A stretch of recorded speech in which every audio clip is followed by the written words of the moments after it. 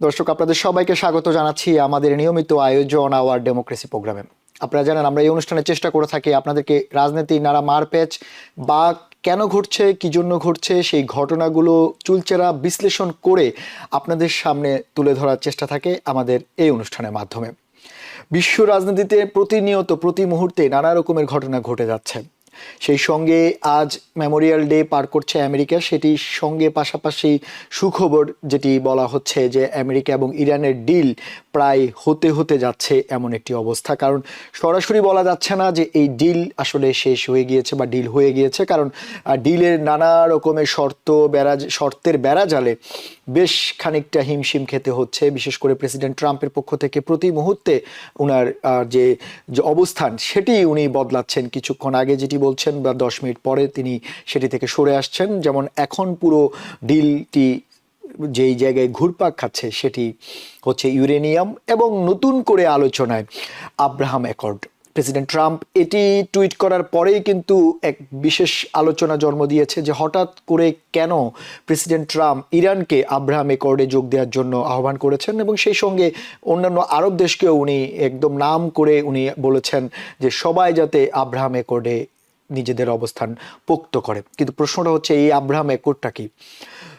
আপনারা জানেন যে 2020 সালে 13ই আগস্ট এই আব্রাহাম অ্যাকর্ডের যাত্রা শুরু করেছিল। সেটি মূলত ইসরায়েলকে স্বীকৃতি দেওয়ার জন্য, ইসরায়েল এবং আরবদের মধ্যে একটি সেতু বন্ধন তৈরি করার জন্য, যেটি আমেরিকার পক্ষ থেকে বলা হচ্ছে এই জন্য আব্রাহাম অ্যাকর্ড তৈরি করা হয়েছিল। সেখানে যদিও বা সেখানে বেশি সংখ্যক দেশ যোগ না দিলেও তবে আরব আমিরাত, বাহরাইন সহ বেশ কয়েকটি দেশ যোগ দিয়েছেন এবং পরবর্তীতে সেটি বেশ সমালোচনার জন্ম দিয়েছে এই আব্রাহাম অ্যাকর্ড, কারণ অনেক আরব দেশ এটিতে যোগ দিতে অস্বীকৃতি জানিয়েছে। এমনকি এখন যেটি হচ্ছে পাকিস্তান সরাসরি সেটিকে নাকচ করে দিয়েছে। এই আব্রাহাম অ্যাকর্ড হচ্ছে যে মুসলিমদের নবী মোহাম্মদ ইব্রাহিম আলাইহিসসালাম উনার নাম অনুসারে করা হয়েছে। আবার খ্রিস্টানরাও আব্রাহামকে ইব্রাহিম নামে চিনেন, তারাও উনাকে সম্মান করে থাকেন। তাই এটি হয়তো একটি কৌশলও হতে পারে যেটি থেকে বলা হচ্ছে আরবিক দেশগুলোর পক্ষ থেকে। কিন্তু প্রশ্নটা হচ্ছে প্রেসিডেন্ট ট্রাম্প হঠাৎ করে কেন আব্রাহাম অ্যাকর্ডে আরব দেশগুলোতে যোগ দিতে বলছেন এবং আদৌ কি তারা যোগ দিবেন? এইসব ব্যাপার তো থাকছেই। এই ইরান যুদ্ধের নতুন মোড়ের মধ্যে এই আব্রাহাম অ্যাকর্ড এখন আলোচনায়, সে সঙ্গে ইউরেনিয়াম তো রয়েছে। আর এইসব ব্যাপারে আমরা আলোচনা করব, এছাড়া আরও বিষয় আমরা তুলে ধরার চেষ্টা করব। সেই সব ব্যাপারে আলোচনা করতে অনলাইনে আমাদের সঙ্গে যুক্ত হচ্ছেন, আমাদের সবসময় আমাদের সঙ্গে আলোচনায় থাকেন সিনিয়র সাংবাদিক সৈয়দ মোহাম্মদুল্লাহ। মোহাম্মদুল্লাহ ভাই, আপনাকে স্বাগত আমাদের অনুষ্ঠানে। ধন্যবাদ। আর সেই সঙ্গে আমাদের আরো একজন অতিথি রয়েছেন অনলাইনে, professor Golam M Madbor, dean school of social work, Monmouth university. Madbor ভাই, আপনাকেও স্বাগত আমাদের অনুষ্ঠানে। মাদবর ভাই, আপনাকে বোধহয় আনমিউট করতে হবে একটু।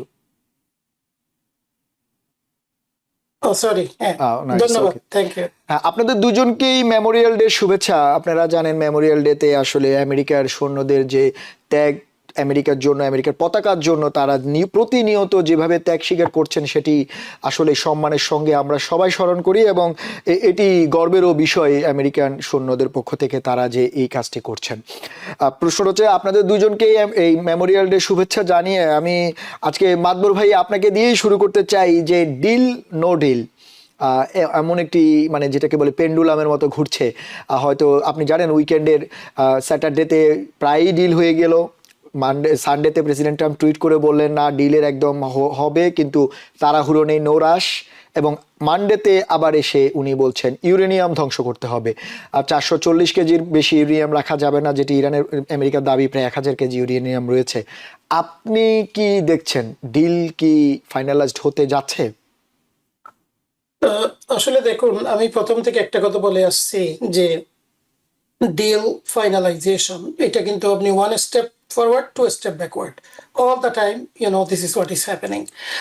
কারণ আমার কাছে মনে হয় এই ডিলটার পিছনে যে বেশ করে যুক্তরাষ্ট্র এবং ইসরায়েলের পক্ষ থেকে সিনসিয়ারিটির অভাবটা আমি লক্ষ্য করছি আর কি।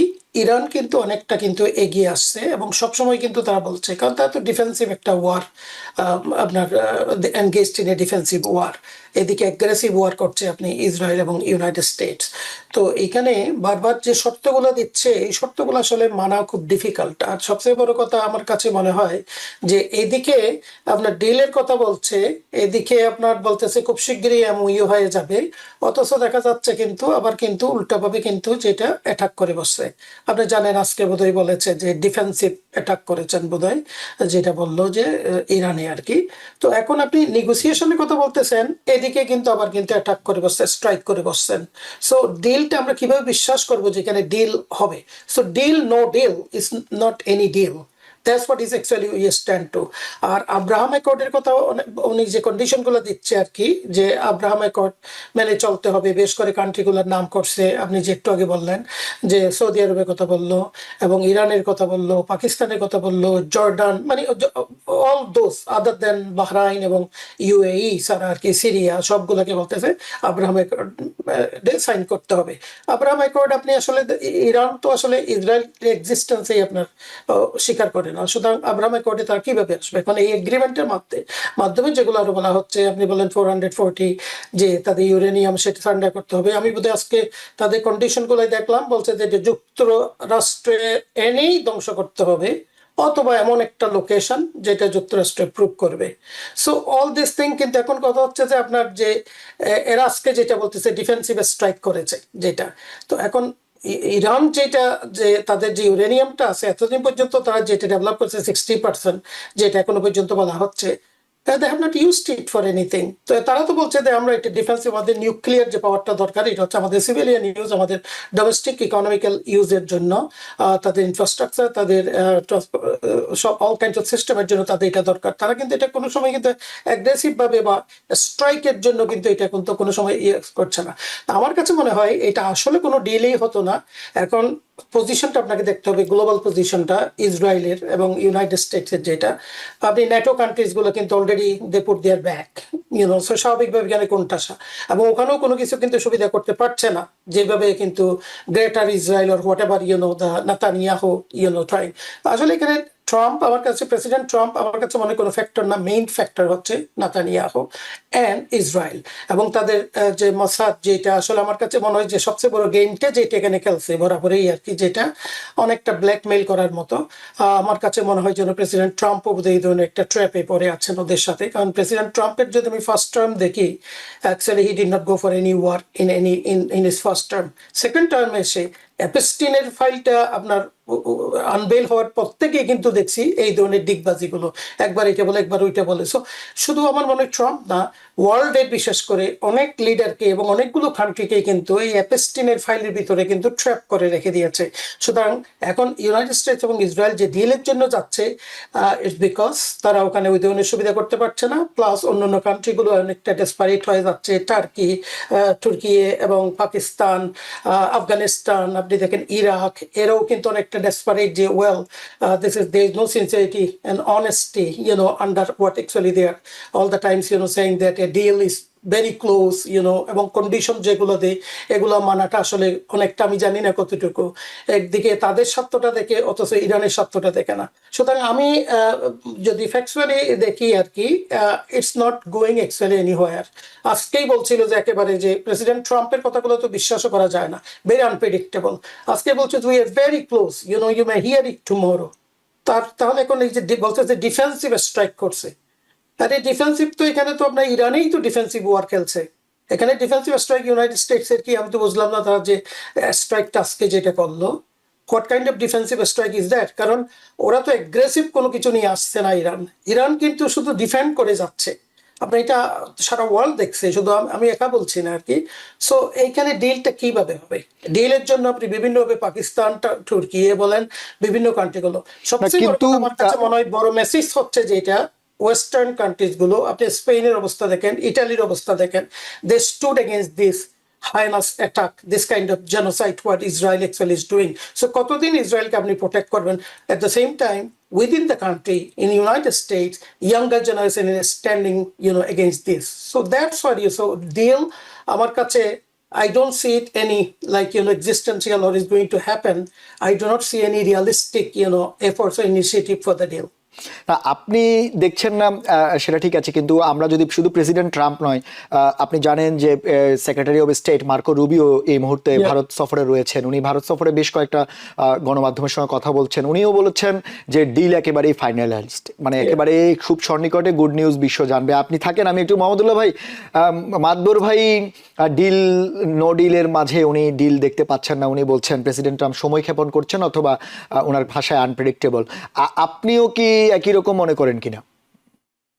প্রফেসর সাহেব খুব ভালোভাবে ব্যাখ্যা করেছেন সমগ্র পরিস্থিতি পূর্বাপর।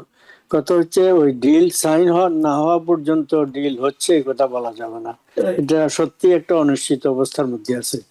এখন যুক্তরাষ্ট্র চূড়ান্ত ভাবে যেটা প্রেসিডেন্ট আগে যে ধরনের শোনা গিয়েছিল তার থেকে একটু ভ্যারিয়েন্স আমরা দেখছি।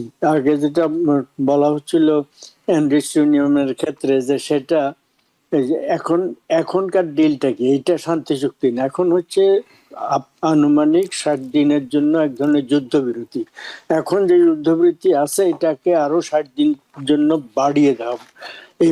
এই ওই বাড়ানো সময়ের ভিতরে এই ইউরেনিয়ামের ব্যাপারটা, তারপরে ওদের মিসাইল ইত্যাদি ধ্বংস করা, মানে ওরা এদেরকে হস্তান্তর করা, এই ইস্যুগুলো আলোচনা হওয়ার কথা, কন্টেনশাস ইস্যুগুলো।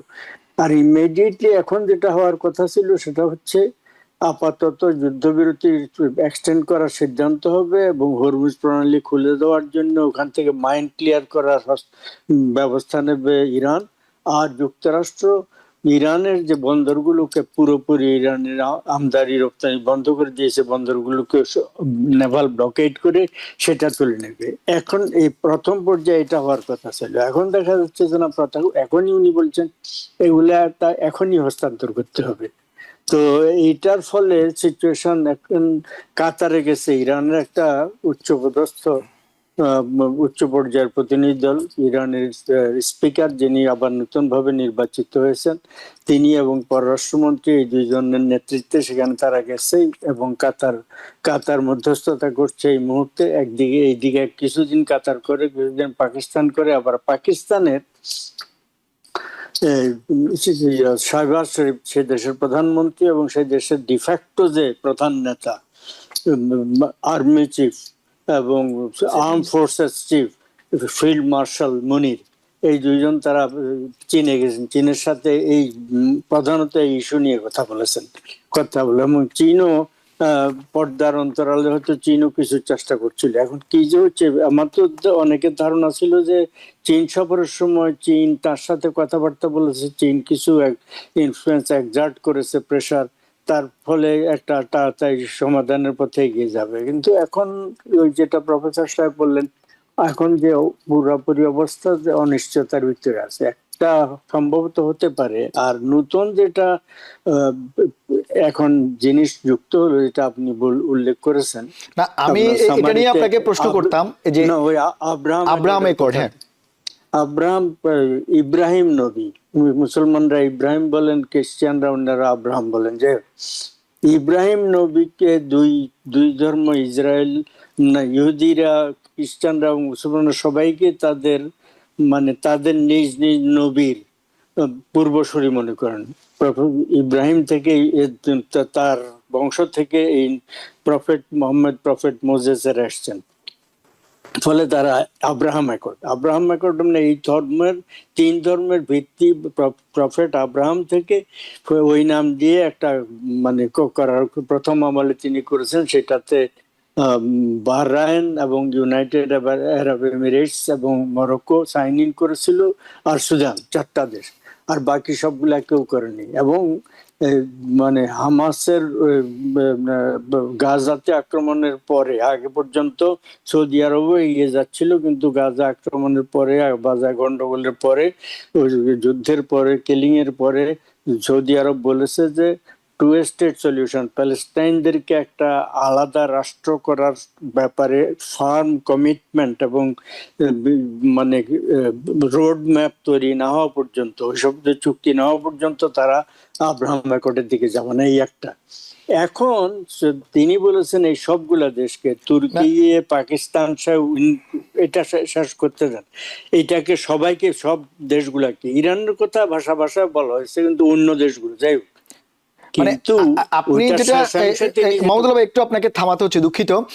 আমরা এটা নিয়ে একটু আলোচনা করবো, আমরা একটা ছোট্ট বিরতি নেব। বিরতির পর ফিরে এসে আমি জানার চেষ্টা করবো, বা আমাদের দর্শকদেরও প্রশ্ন, যে কেন আব্রাহাম অ্যাকর্ডে প্রেসিডেন্ট ট্রাম্প নতুন করে তাদের যুক্ত হতে বলেছেন। দর্শক, ছোট্ট একটা বিরতি নিচ্ছি, কোথাও যাবেন না, একটু পরে ফিরে আসছি।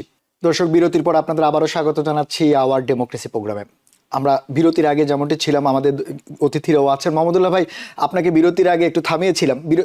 পাশাপাশি আপনি যে কথাটি বলছেন তার সঙ্গে আমি একটা সম্পূরক প্রশ্ন করতে চাই, যে হঠাৎ করে কেন প্রেসিডেন্ট ট্রাম্প এই আরব দেশগুলোকে, বিশেষ করে ইরান সহ, সৌদি আরব সহ, পাকিস্তান সহ, তাদেরকে নতুন করে আব্রাহাম অ্যাকর্ডে যোগ দিতে বলেছেন? আব্রাহাম অ্যাকর্ডে সবাইকে যোগ দেওয়ার জন্য আগে থেকে বলছেন, মধ্যখানে এটা স্থগিত ছিল, এখন আকস্মিক ভাবে এটা বলার, তো ওভারঅল এই ভিতরের কৌশলগুলো, ভিতরে একটা কৌশল থাকতে পারে, বলতে বুঝছেন এইটা। এবং এই ওদেরকে তো সবাইকে বলেছেন তিনি, পাকিস্তান সাথে সাথে না বলে দিয়েছে, কিন্তু এটার ফাঁকে আরেকটা ঘটনা ঘটেছে। উনি সবচেয়ে জোর দিয়ে বলেছেন সৌদি আরব এবং কাতারকে জয়েন করার কথা বলেছেন, খুব গুরুত্বের সাথে জোর দিয়ে। এবং তিনি আরেকটা কথা বলেছেন, এরা যদি কেউ না জয়েন করে সেটা ব্যাপারে, মানে তিনি এক ধরনের ইনডাইরেক্ট, মানে হুঁশিয়ারির মতো তিনি যে ভাষা ব্যবহার করছেন। তো ফলে এইটা আর একটা নতুন দিক, নতুন অ্যাঙ্গেল সূচিত হয়ে গেল। আচ্ছা, আপনাদের জানা আছে সাংবাদিক খাশোগি হত্যার ব্যাপারে প্রিন্স সালমানের সংশ্লিষ্টতার অভিযোগ যুক্তরাষ্ট্রের সিআইএ বলেছে, তারা মনে করে তিনি এটার পেছনে ছিলেন। এইটা এমন না যে এখন এটার ব্যাপারে মামলাও একটা আছে, যুক্তরাষ্ট্র এটা আর পুশ করে নাই। কিছুদিন আগে হোয়াইট হাউসে সালমান যখন এসেছিলেন, সাংবাদিকরা ওই প্রশ্ন তাৎক্ষণিকভাবে করার পরে প্রেসিডেন্ট বলেছেন যে এইসব হয়েই থাকে, এইভাবে উনি বলেছেন। কিন্তু কথা হচ্ছে সালমানের ঘাড়ে ওই ওই জিনিসটা ঝুলে আছে, ব্যাপারটা বুঝছেন। এবং তাছাড়া তাদের টাকা পয়সা ইত্যাদি, তাদের বিরুদ্ধে, আপনার মনে আছে এই যে 9/11 ঘটনার ব্যাপারে সৌদি নাগরিকরা অভিযুক্ত ছিল, তারা এটা প্রধানত ঘটিয়েছিল, ওই মানে প্লেন গুলো চালিয়েছিল, অ্যাটাক করেছিল। ওই মামলাগুলো স্থগিত হয়ে আছে, ক্যান্সেল হয়নি, ব্যাপারটা বুঝছেন, যে কোনো মুহূর্তে ওগুলা অ্যারেস্ট করা যায়। তো ওইটার জন্য আদালতে যদি সৌদি আরবের যত টাকা বিদেশে বিভিন্ন জায়গায় আছে, 1 ট্রিলিয়নের বেশি, 2 ট্রিলিয়নের বেশি ধরা যাক, তো সেটার জন্য তার বিরুদ্ধে একটা রায় দিয়ে দিল, তখন সেগুলা সব আটক করা হবে। এবং কাতার, এদের তো এমন কোনো শক্তি নেই, এরা অন্যের উপরে নির্ভরশীল, ওটা বুঝছেন। এই জাঁকজমক করে এটা, মানে ফুটবলকে চ্যাম্পিয়নশিপ করার জন্য $50 বিলিয়ন খরচা করেছে, এগুলা করে বেড়াচ্ছে, কিন্তু তাদের মুরদ খুব নেই। তাদেরকে যদি প্রচন্ড ভাবে চাপ দেওয়া হয়, তারা যে কি করতে বাধ্য হয় সেটা বলা মুশকিল। ফলে এটা একটা নতুন দিক খুলছে। আবার পাশাপাশি দেখুন, একদিকে এখানে ইরানের সাথে যুদ্ধবিরতির কথা হচ্ছে, অপরদিকে মানে বেনিয়ামিন নেতানিয়াহু স্পষ্টভাবে ঘোষণা করেছেন যে লেবাননে তারা আক্রমণ থামাবেন না সেখানে, কারণ হচ্ছে সেখানে হিজবুল্লাহ কে তারা ধ্বংস করবেন, ধ্বংস করার জন্য সেখানে আক্রমণ চলবে। এবং যুক্তরাষ্ট্রের পক্ষ থেকেও যে সমস্ত হিন্টস পত্র পত্রিকা, সে নিউ ইয়র্ক টাইমস, অন্য পত্রিকায়, তাতে হচ্ছে যে ওখানে ইসরায়েলের আক্রমণ অব্যাহত থাকবে। তো ফলে ওভারঅল পরিস্থিতি বলা মুশকিল। না হলে যদি একটা কারণেই এখনো আমরা আশা করতে পারি কিঞ্চিত, যে হরমুজ প্রণালী বন্ধ থাকার কারণে যে এই তেল চলাচল করতে পারছে না, সেই কারণে বিশ্বের অর্থনীতি, পশ্চিম ইউরোপ, আফ্রিকা, এশিয়া সমস্ত, মানে যুক্তরাষ্ট্র ছাড়া এবং কানাডা ছাড়া সমস্ত পৃথিবী যেভাবে প্রচন্ড ভাবে ক্ষতিগ্রস্ত হচ্ছে, অর্থনীতি ক্ষতিগ্রস্ত হচ্ছে, সেইটার চাপের কারণে দ্রব্যমূল্য বাড়ছে যুক্তরাষ্ট্র সহ সর্বত্র। যুক্তরাষ্ট্র যদিও তেল এই দেশের কোম্পানিগুলো এই দেশ যুক্তরাষ্ট্র তেল সারপ্লাস তেল বিদেশেও বিক্রি করতে পারে, কিন্তু ওই যেই ও অন্য জায়গায় বাড়ে এখানকার কোম্পানিগুলো সেই অনুপাতে বাড়িয়ে দিয়ে বাড়ালে ফলে তাদের মুনাফা বেড়ে যায়, কিন্তু এখানকার জনসাধারণ খাচ্ছে, তাদের অবস্থা মানে খুব সংকট। এই কারণে এই সমস্ত চাপের কারণে ধারণা করা হচ্ছিল যে যুদ্ধবিরতি হতে যাচ্ছে, হওয়ার সম্ভাবনা উজ্জ্বল। কিন্তু এখন অন্যান্য ভেতরের কি সব পলিটিক্স আছে সেটা বলা মুশকিল। টেম্পোরারি তারপরেও আমি মনে করব যে একটা যুদ্ধবিরতি টেম্পোরারি হতে পারে, কিন্তু এই যে প্রফেসর সাহেব আরেকটা উল্লেখ করেছেন যে যুক্তরাষ্ট্র একটা বিশেষ কারণ দেখিয়ে ওখান থেকে কি একটা কারণ দেখিয়ে ইরানের একটা অংশে সীমিত কয়েকটা আক্রমণ করেছে, সীমিত খুব সামান্য, সেটা কিছুক্ষণ আগের ঘটনা। হ্যাঁ হ্যাঁ কিছু করেছে। তো এখন এই সমস্ত অজুহাত দিয়ে ওই যুদ্ধবিরতির ভিতরেও তো আরো কিছু করা যেতে পারে, ফলে মানে পরিস্থিতি ওভারঅল পরিস্থিতি সম্পর্কে এই জ্যোতিষী ছাড়া সাংবাদিকরা বা বিশেষজ্ঞরা ভবিষ্যৎবাণী করা মুশকিল। আচ্ছা, আপনি থাকেন, আমাদের মাদবর ভাই হাসছেন। মাদবর ভাই, আমি একটু একটা ব্যাপার জানতে চাই, যেটা হচ্ছে এই 28 ফেব্রুয়ারি যুদ্ধ শুরু হলো। প্রথমে যুদ্ধের ছিল রেজিম চেঞ্জ, তারপরে আসলো আপনার হরমুজ, তারপরে আলোচনায় ইউরেনিয়াম তাদের, তবে এখন নতুন করে আলোচনা আব্রাহাম অ্যাকর্ড। প্রশ্নটা হচ্ছে এইভাবে কি শর্ত বা এই মোড় ঘুরতে থাকবে? আর প্রশ্নটা আরেকটা জায়গায়, যে হঠাৎ করে প্রেসিডেন্ট ট্রাম্প কেন আরব দেশগুলোকে আব্রাহাম অ্যাকর্ডে আসতে বলছেন? আর যদি উনি চাপ দেন, সেক্ষেত্রে যদি আরব দেশগুলো আসে, সেক্ষেত্রে আব্রাহাম অ্যাকর্ডের যে উদ্দেশ্য ইসরায়েলকে স্বীকৃতি দেওয়ার, সেটি কি আরো বেশি প্রসারিত হবে কিনা? আসলে আমি হাসতেছিলাম যে আমাদের শ্রদ্ধেয় মাহমুদুল্লাহ ভাই খুব সুন্দর কথা বলছে, একমাত্র জ্যোতিষী ছাড়া কেউ বোধহয় এটা প্রেডিক্ট করতে পারবে না। Exactly that's what the situation. I agree 100% with Mahmudullah ভাই। তো আসলে দেখুন, এখন যেটা আব্রাহাম অ্যাকর্ডের উপর, এগুলো হচ্ছে ন্যারেটিভ। এই ন্যারেটিভ গুলো কিন্তু এক এক সময় এক একটা নিয়ে আসে। এখানে কিন্তু আরেকটা জিনিস আপনাকে দেখতে হবে, দুইজন লিডার যদি আপনি মনে করেন, এদিকে প্রেসিডেন্ট ট্রাম্প, ওইদিকে হচ্ছে নেতানিয়াহু, দুইজনেই কিন্তু they are looking at their also internal position within the country. তার কি অবস্থা ওখানে নেতানিয়াহুর আর এখানে প্রেসিডেন্ট ট্রাম্পের। মহদুল্লাহ ভাই যেটা বললেন যে দেখুন, গ্যাসোলিন, অয়েল প্রাইস এখন আপনি আমি আমাদের সবাইকে কিন্তু এফেক্ট করছে। এটা কিন্তু অনেক দ্রুত গতিতে যাচ্ছে, কারণ মাহমুদুল্লাহ ভাই যথার্থই বলেছেন যে ওখানে যে দাম বাড়াইলে ওর সমপরিমাণ এখানেও কিন্তু আপনার এরও বাড়িয়ে দিচ্ছে। অথচ কিন্তু যদি পারতো এখানে যদি কন্টেইন করে, তাহলে হয়তো পাবলিক সেন্টিমেন্টটা কিন্তু অত যেভাবে এখন মানে তার এগেস্টে যাচ্ছে প্রেসিডেন্ট ট্রাম্প, সেটা হতো না। তো এখন ডেটারেন্স একটা কথা আছে যে, অথবা ডাইভার্সন, যেটা নেতানিয়াহুর সিচুয়েশন কিন্তু within the country is not that good. হ্যাঁ, গ্রেটার ইসরায়েল বলেই কিন্তু সে ইসরায়েলের লোকজনদেরকে সবসময় কিন্তু তার পিছনে রেখেছেন, র্যালি করেছেন, এবং তার এগেনস্টে যে অনেকগুলো স্ক্যান্ডাল আছে, করাপশনের চার্জ আছে, এগুলোকে ডাইভার্ট করার জন্য সে বরাবরই কিন্তু এটা একটা করে একটা, এই যে দেখুন এই কন্ডিশনটা কিভাবে বলছে, লেবাননে স্ট্রাইক বন্ধ করবে না। লেবাননের স্ট্রাইক, লেবাননেও আপনি দেখেন হিজবুল্লাহ যেটা করতেছে, ওইটাও কিন্তু ডিফেন্সিভ স্ট্রাইক। তারা যখনই দেখে এইদিকে মানে স্বাভাবিকভাবে তারা করে, কিন্তু ইনিশিয়েট কিন্তু করে না। ইনিশিয়েট তো সবগুলো যে যুদ্ধাবস্থা একটাই, সেটা ইসরায়েল করছে, এবং আমাদের সাপোর্টের জন্যই কিন্তু তারা এত ঠিকই আছে। আচ্ছা, আরেকটা জিনিস আমি এখানে ডেভিল অ্যাডভোকেটের মতো বলবো, যেটা 1980 সালে, এই যে আপনি আব্রাহাম অ্যাকর্ডের কথা বললেন 2020 বোধ হয়, 1980 সালে যেটা যুক্তরাষ্ট্রই বোধহয় প্রথম কোয়েশ্চেন করেছিল যে নিউক্লিয়ার পাওয়ার ইসরায়েলের, ইসরায়েল কিন্তু নাও করে নাই, হাও করে নাই। এবং এখন কিন্তু দেখুন আপনার ইরানের কথা বলা হচ্ছে, ইরানের প্রবলেম একটাই যে ইরান প্যালেস্টাইনিয়ান জেনোসাইড সেটা কোনো মতে মেনে নিচ্ছে না, এবং প্যালেস্টাইন যে প্রিঅকুপাই করে রাখছে, এটা তার প্রথম থেকেই কিন্তু আন্তর্জাতিকভাবে যেভাবে হোক, কিন্তু এখানে তো শক্তের বক্ত সব মানে যেদিকে পাওয়ার সেদিকেই এটা এস্টাবলিশ করে ফেলছে। এই দেশটা তো আসলে একটা ফল্টি ভাবে কিন্তু এই দেশটা কিন্তু এস্টাবলিশ করেছে, এটা চাপিয়ে দেওয়া হয়েছে মিডল ইস্টের উপর, এবং মিডল ইস্টের যে একটা পিস স্টেবিলিটি সেটা টোটালি নষ্ট করে দিয়েছেন। এইটাই হচ্ছে ইরানের দোষ, এবং সে প্যালেস্টাইনের পক্ষ হয়ে করছে। অন্যদিকে এখন এরা বলছে যে ইরান যেহেতু এটা সাপোর্ট করে না, অর্থাৎ এটা এগেনস্টে সবসময় প্যালেস্টাইনের পক্ষে আছে, সেটার জন্যই ইসরায়েল হচ্ছে, মিডল ইস্টে সব প্রবলেম হচ্ছে ইরান।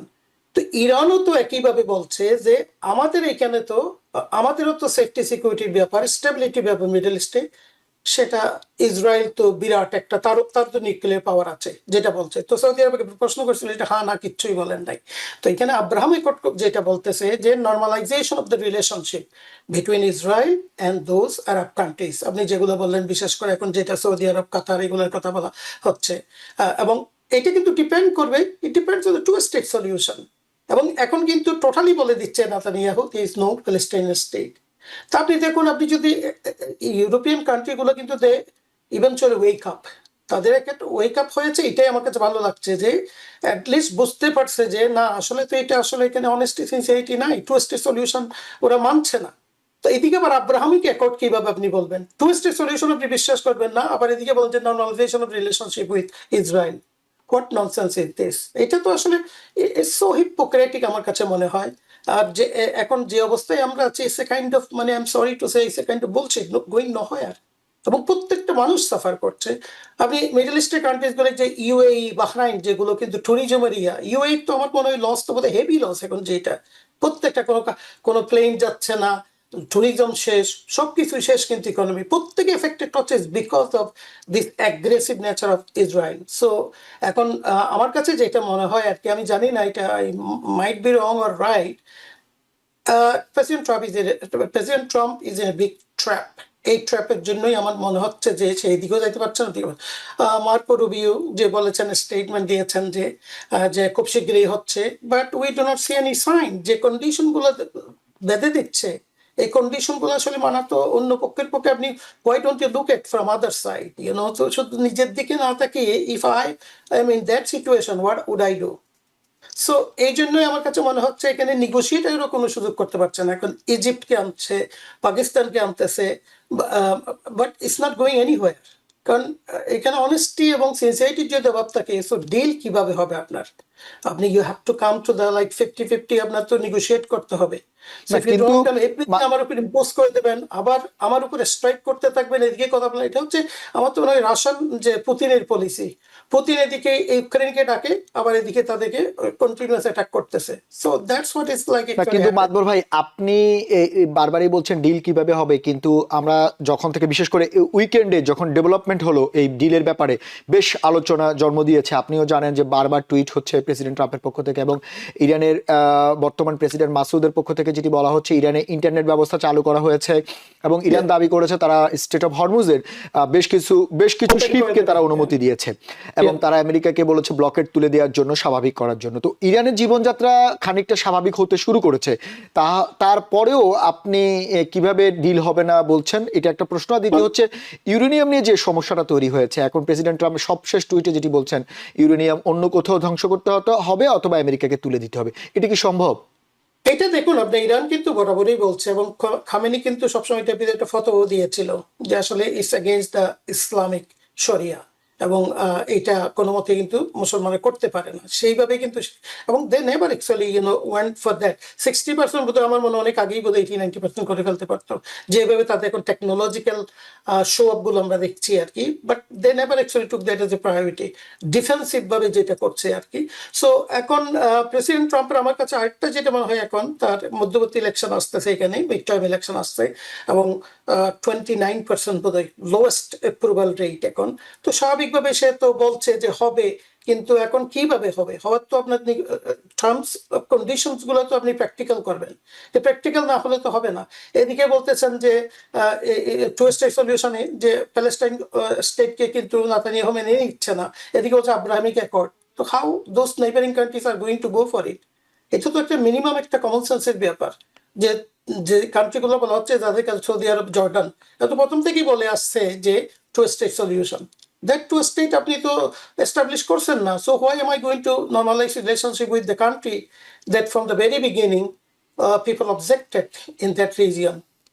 সো আমার কাছে আমি I hope is going to be optimistic, but যেইভাবে কিন্তু আপনি 28 ফেব্রুয়ারি থেকে চলে আসছে, এখন কত মাস দেখেন, is not going here. One step forward, two step backward. এবং এখানে honesty, sincerity অভাব। সেটি ওই বানরে গাছে ওঠার মতোই অবস্থা, যে চার লাফে উঠে আবার নিচে নামে, সেটি একটা ব্যাপার। আমি মাহমুদুল্লাহ ভাই আপনার কাছে জানতে চাই, যেমন এর আগে পাকিস্তান নেগোসিয়েশনে গেল, আসলে এক প্রকার ব্যর্থই হলো বলা যায়। দেন এখন সিনে আসছে কাতারের বেশ আলোচনা হচ্ছে। আপনি জানেন যে ইরানের পক্ষ থেকে ইরানের স্পোক পার্সন সহ প্রতিনিধি এখন কাতারে অবস্থান করছে। আবার আমাদের মাধ্যম হয়ে বলছে উনি ডিলের অবস্থা দেখতে পাচ্ছে না, কিন্তু আবার যদি আমেরিকার স্টক মার্কেটের দিকে আপনি তাকান যে খুব হাই, এবং প্রেসিডেন্টরা বারবার এটিকে হাইলাইটস করছেন। এদিকে বিশ্বকাপ সামনে, আবার ইনফ্লেশন বেড়ে যাচ্ছে, সবকিছু মিলিয়ে আপনি আমার মানে যেটা গণমাধ্যমের পক্ষ থেকে বলা হচ্ছে যে প্রেসিডেন্ট ট্রাম্পের সামনে আসলে বিকল্প আর কি পথ আছে? উনি যদিও বা হুমকি দিচ্ছে আক্রমণ করবে, কিন্তু ডিল করা ছাড়া কি ওনার হাতে আর কোনো বিকল্প পথ আছে? টেম্পোরারি হয়তো একটা যুদ্ধবিরতি হতে পারে, কিন্তু যুদ্ধবিরতি হলে যুদ্ধবিরতির পরে কোনো একটা কারণে আক্রমণ হবে না এটা বলা নিশ্চিত করে বলা মুশকিল। এই একটা দিক আছে। আরেকটা হচ্ছে যে এই যুদ্ধবিরতি টেম্পোরারি হওয়ার কারণে ইরানের নেতারা বেশ কয়েকজন পার্লামেন্টারি স্পিকার, পররাষ্ট্রমন্ত্রী, প্রেসিডেন্ট এরা বেরিয়ে আসছেন। এরা কে কোথায় বাস করছেন, কোন জায়গা থেকে কোথায় যাচ্ছেন, কার কার সাথে ওদের সুপ্রিম লিডার সাথে যোগাযোগ করছেন, এগুলো তো ট্রেস করা সম্ভব হচ্ছে। ফলে প্রাথমিকভাবে আক্রমণের দ্বারা যেভাবে ওদের নেতৃত্ব, তখনকার নেতৃত্বকে খতম করা সম্ভব হয়েছে, এরপরে দরকার বোধে যদি ইসরায়েল মনে করে, তাহলে সুযোগ বুঝে এখনকার যারা নতুন নেতা এসছে এদের উপর আক্রমণ করে এদেরকে খতম করে দিতে পারে। খতম করে দিলে আর তারা হয়তো ভাববে আরেকটা বিরাট অনিশ্চয়তার দিকে সে দেশ চলে যাবে। তো মানে পুরা জিনিসটা ফ্লুইড। যুদ্ধবিরতি হলেই শান্তি চুক্তি হয়ে যাবে, ওখানে শান্তি হবে তা না, কিন্তু ইতিমধ্যে যদি চাপ দেওয়ার কারণে কয়েকটা দেশ অন্তত আব্রাহাম অ্যাকর্ডে সাইন করতে বাধ্য হয়, সাইন করতে এগিয়ে আসে, সেটা প্রেসিডেন্ট ট্রাম্প তার বিজয় হিসাবে দেখাতে পারবেন যে দেখো, অন্তত তারা যদি ইন প্রিন্সিপাল বলে যে হ্যাঁ এই যেভাবে অগ্রগতি হচ্ছে আমরা করবো, এরকমও কোন স্টেটমেন্ট দিলে সেটা তার ফেভারে যাবে, এবং তিনি জনসাধারণকে বোঝাতে পারবেন যে এখানে একটা প্রশ্ন উঠেছে যে তার সাপোর্টারদের মধ্যে অনেকে প্রশ্ন করছেন যে এই ইরানে আক্রমণ করা, যুদ্ধে যাওয়া ঠিক হয়নি। এই দেশের জনসংখ্যার বেশিরভাগের জনমত জরিপে দেখা যাচ্ছে। তাদেরকে বোঝাতে পারবেন যে দেখো গেছি এবং যাওয়ার ফলে এটা লাভ হয়েছে। আর তার নিজের দলের হক যারা অত্যন্ত মানে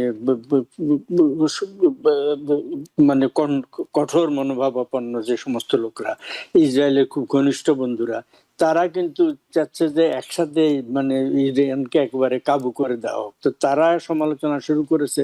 তাদেরকে উনি বোঝাতে পারবেন, তাদের প্রভাব মানে অতিক্রম করে মধ্যবর্তী নির্বাচন যদি তিনি উতরে যেতে পারেন, সেটা তো আর বেশি দূর নাই। এখন মে মাস চলে যাচ্ছে, আপনার আসছে নভেম্বর ইলেকশন। তো এইভাবে ধানাই পানাই করে যদি নভেম্বর পার করে দেওয়া যায় সেনেটে এবং হাউস অফ রেপে কোনো মতে, আবার ওই যে ডিস্ট্রিক্টিং করে বিভিন্ন স্টেটে, রিপাবলিকানরা বেশিরভাগ স্টেটে মেজরিটি, ওখানকার বিধানসভা এবং গভর্নর হাউসে বেশিরভাগ। ফলে ও সমস্ত এলাকায় রিডিস্ট্রিক্ট করে এবং জনমতের উপরে যদি এই যুদ্ধের ব্যাপারে তার ফেভারে কিছু একটা বলা যায়, আব্রাহাম অ্যাকর্ড ইত্যাদি তিনি অনেকটা জয়লাভ করেছেন, একটা অপিনিয়ন তৈরি করা যায়, তাতে ওই মধ্যবর্তী নির্বাচন পার হয়ে গেলে তারপরে কিভাবে পরবর্তী 2 বছর ভিতরে সেটা আরো বলা মুশকিল।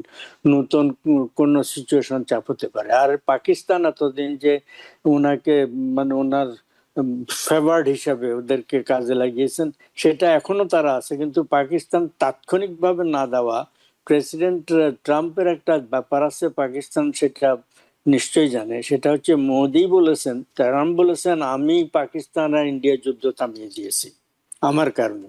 মোদি বা ইন্ডিয়া বলেছে না না না, আমরা নিজেদের মধ্যে আলোচনা করি। তার উপরে প্রচন্ড ক্ষিপ্ত হয়েছেন সেই কারণে। এখন পাকিস্তান উনি একটা প্রস্তাব দেওয়ার সঙ্গে সঙ্গে না করেছেন, এটাতে যতই তাদেরকে ফরওয়ার্ড করা হোক না কেন, এটাতে তিনি ক্ষুব্ধ হবেন না, এমনকি ক্রুদ্ধ হবেন না, এটাও বলা মুশকিল। ফলে চাকা অনেক দিকে অনেক ভাবে ঘুরবে বলে আমার মনে কাছে মনে হচ্ছে। তার মানে আপনি আশা করছেন যে চাকা ঘুরতে পারে, কিন্তু প্রশ্নটা হচ্ছে যে যে পয়েন্টগুলো নিয়ে নেগোসিয়েশনটা ঝুলে আছে, বিশেষ করে প্রেসিডেন্ট ট্রাম্পের পক্ষ থেকে যেটি বলা হচ্ছে এবং ইরানের পক্ষ থেকেও যেটি বলা হচ্ছে, যেমন প্রেসিডেন্ট ট্রাম্প ইরানের যে মানি ফ্রিজ সেটি চালু করতে রাজি আছেন, কিন্তু উনি আবার ইউরেনিয়াম নিয়ে ছাড় দিতে রাজি না। আবার আপনি যেটা বললেন যে উনি সিজফায়ার করতে চায়, মানে মধ্যস্থতা হয়তো 60 দিন 30 দিনের যুদ্ধবিরতি, কিন্তু ইরান চায় স্থায়ী যুদ্ধবিরতি। না না, ইরান ওইটাতে এগ্রি যে 60 দিনের জন্য। তারা বলছে ওই টাইমের ভিতরে বাকি জিনিসগুলো ইউরেনিয়াম থেকে অন্যগুলো তখন আলোচনা হবে, কিন্তু তারা চাচ্ছে আপাতত তাদের যে $20 বিলিয়ন বেশি ফ্রিজ করে রাখা হয়েছে সেটার অন্তত আংশিকভাবে ছেড়ে দেওয়া, তারপর হচ্ছে তার পোর্ট গুলা থেকে তুলে নেওয়া। আর ইউরেনিয়ামের ব্যাপারটা এনরিচ ইউরেনিয়াম 60% পর্যন্ত এনরিচ করা প্রায় 1000 পাউন্ডের কাছাকাছি, 973 পাউন্ড আছে। তো এগুলাকে হস্তান্তরের ব্যাপার বা কিভাবে ডিসপোজ করবে তারা, এগুলা ডিসপোজের ব্যাপারও এক ধরনের বোধহয় মানে চূড়ান্ত না হলে ফাইনাল না হলে এক ধরনের কমিটমেন্টে পৌঁছেছিল তারা, পুরোপুরি হস্তান্তর না করলেও কিছু। এমনকি রাশা, আজকেও একটা নিউজে আমি দেখলাম রাশা বলেছে আমাদের কাছে হস্তান্তর করতে যদি এগ্রি হয় দুই পার্টি আমরা নিতে রাজি আছি। যাই হোক, তো ওইটার ব্যাপারে মোটামুটি তারা ফার্ম কমিটমেন্ট দিতে রাজি হয়েছে যে আমরা কোনো অবস্থাতে নিউক্লিয়ার ওয়েপন বানাবো না, 60%-এর বেশি এগুলাকে আর নেব না। আর 60%-এ কিন্তু ইউরেনিয়ামকে শতকরা 60% সমৃদ্ধ করার কারণে বোমা বানানো যায় না। বোমা বানাতে হলে কমপক্ষে 90%-এ পৌঁছাতে হয়। 60 থেকে 90 এমন না যে আপনি এমনি তুড়ি দিলেন হাতের তুড়িতে ওটা হয়ে গেল, ওইটা সময় সাপেক্ষ ব্যাপার, ওইটাতে 1-2 বছর লেগে যেতে পারে। ফলে এই যে প্রচার করা হচ্ছে কয়েকদিনের মধ্যে তারা ছোটখাটো বোমা বানিয়ে ফেলবে, এটা সম্ভবত এটাও এক ধরনের ডিসইনফরমেশন ক্যাম্পেইন বলে মনে হচ্ছে। তো যাই হোক, ওভারঅল যেটা সেটা হচ্ছে মোটা দাগে যে জিনিসগুলো সেটার ব্যাপারে দুই পক্ষের ভিতরে তো একটা এগ্রিমেন্ট হয়েছিল। এখন নূতন ভাবে যে এখনই ইউরেনিয়াম গুলো হস্তান্তর করতে হবে এটা বলা হচ্ছে, এইটার কারণে হয়তো জিনিসটা একটু ডিরেইলড হতে পারে। এখন প্রেসিডেন্ট ট্রাম্প যদি এটার দ্বারা চাপ দিয়ে কিছু কনসেশন আদায় করে নিয়ে আবার আপাতত 60 দিনের জন্য যুদ্ধবিরতি এক্সটেন্ড করতে সম্মত হন, তাহলে হয়েও যেতে পারে। ফলে আমার একটু ন্যূনতম আশা, আমার এই জনমতের প্রতিক্রিয়া চিন্তা করে তিনি হয়তো আপাতত 60 দিনের যুদ্ধবিরতিতে রাজি হয়ে যেতে পারেন।